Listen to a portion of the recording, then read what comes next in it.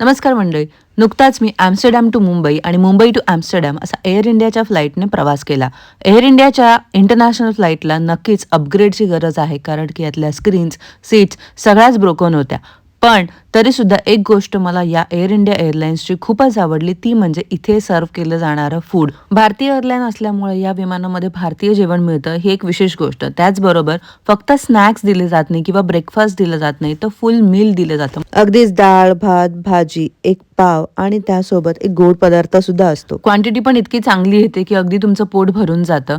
यावेळेस तर आम्ही अगदी वेगन, व्हेजिटेरियन आणि नॉन व्हेजिटेरियन तिन्ही प्रकारचे मील ट्राय केल्या आणि त्या सगळ्याची चव अतिशय उत्तम होती. फक्त भारतात येतानाच नाही, तर भारतातून जाताना सुद्धा या एअरलाईनमध्ये फक्त भारतीय जेवणच सर्व्ह केलं गेलं होतं आणि ही गोष्ट इतर एअरलाईन्सपेक्षा खूपच वेगळी होती. या एअर इंडियाच्या विमानांना अपग्रेडची जरी गरज असली, तरी इथलं जेवण खाऊन मात्र त्या गोष्टींची कमी सुद्धा भरून निघते.